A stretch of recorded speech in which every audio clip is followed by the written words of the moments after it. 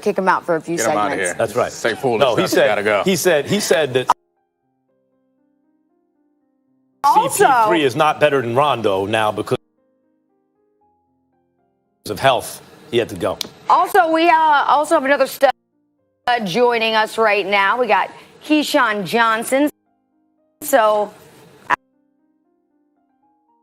as everyone likes to say, time to throw him the damn ball. What's up, Keyshawn, Charlie? How you how guys you doing? I'm good. What up, Don?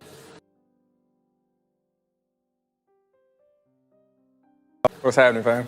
All right, Max. Hi. What's up, All right. buddy?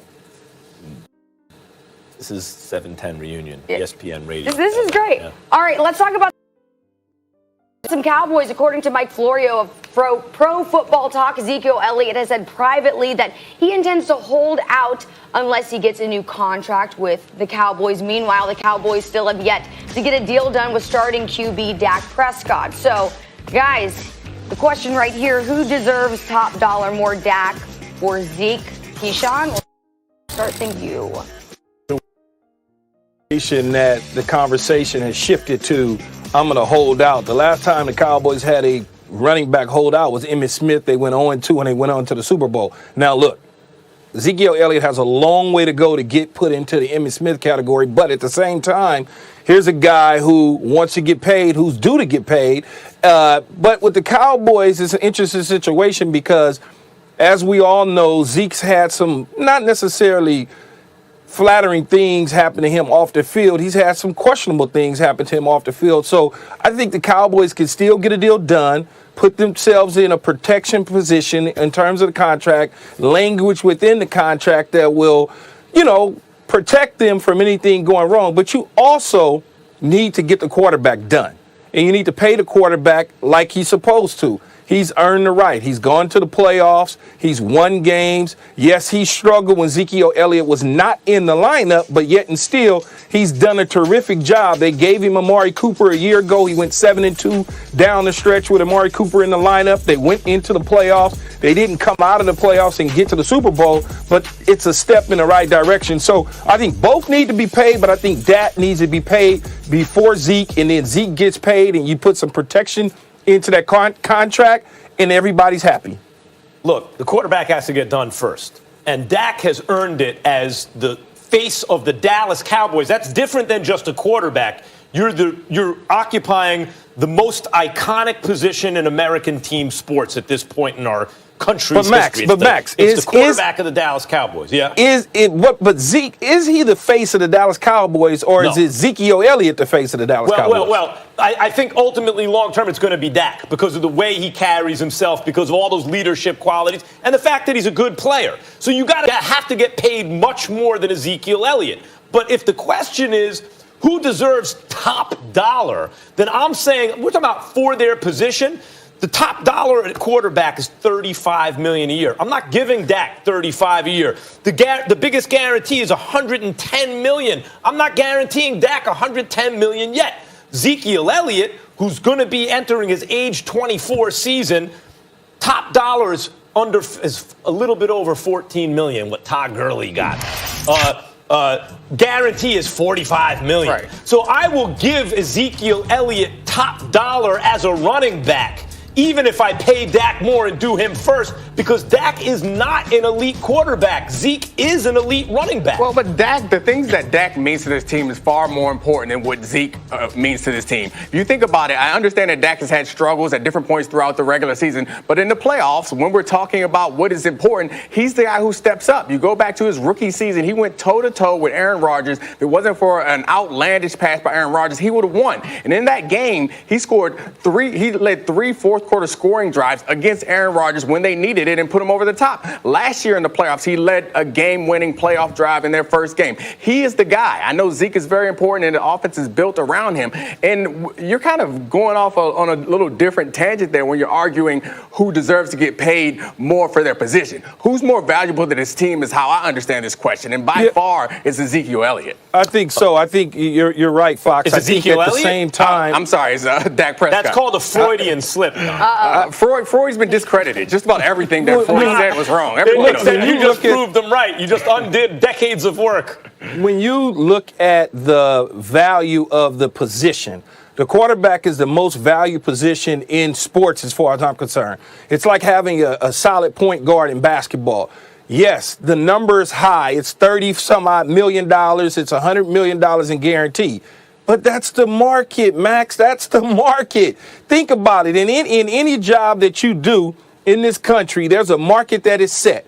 For all of us that's on television, there's a market that's set. And we want to be paid according to the market. And he wants to be paid, that is, wants to be paid according to the market. We can argue that he's not elite.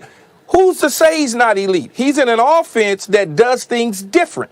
Okay, they don't allow him to push the ball down the field 50 times a game. They don't allow him to pad his statistics. There's a reason for that, He's though. not in a Stafford-type situation in Detroit where they throw the ball all over the lot for 5,000 yards. He's not in that situation. He's not in a Jared Goff off the ball down the field. What he does is he wins football games. He utilizes his running style to extend the plays. He does all of the things that some of these other quarterbacks don't do. And now, also, he never steps in it in the media. In an intense media atmosphere. He always says he doesn't do any of those things. And he comes through in the clutch like he's the quarterback of that team. And Dominique, you make a great point. We were talking about it yesterday. Think of how many scores he was down against Green Bay. He never gave up, and so the team followed him. And if not for, I think, the best football talent at the position of all time, making one of his great all-time throws, Dak wins that game. I get it. He's got that stuff on the inside. But NFL, hard cap. You got to rob Peter to pay Paul. Dak is not the type of guy to elevate a whole team yet. Max, I'm going to tell you again, stop believing in the cap. They can pay who they want to pay. It's called restructuring contracts. It's called finding the money. Jerry Jones has plenty of cash to find the money. Trust me. How can you argue that he's not elevating his team when you just admitted that he was the reason why they were even in the game in that playoff game against Green Bay? And again, he led a game-winning drive in their first round last year. He is elevating everyone around him. And I understand that he hasn't done well necessarily statistically matched up with other elite quarterbacks. But that part of that, we all agree, is Scott Linehan. But Dominic, that's not year. true. The statistical side is not true. Carson Wentz, Jared Goff, and this guy all came out at the same time. You look at their numbers, very similar. Everybody's numbers are on par. The number that stands out to me the most is his rushing ability. Those guys don't have that. But when you look at the wins, the losses, you look at the passing completion percentages, you look at the yards in the air, you look at you just look at it all. They're all right together.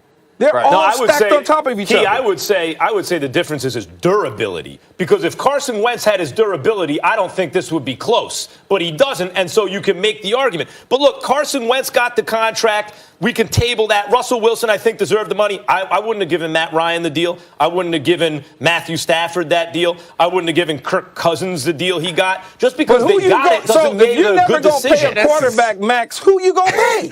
Well, no, you have to pay the right quarterback, and you got to pay him appropriately. He's going to be an unemployed GM is what's going to happen to Max. Have you seen a team without a quarterback and what that looks like? Yeah, you have to have a quarterback. You got to have a quarterback, and he's one of the guys. That doesn't mean you overpay a quarterback so that you're cash-strapped in other positions, and then you never win. So in this situation, we're arguing over who deserves to get top dollar more. You would go with Zeke over Dak, which to me doesn't make any sense.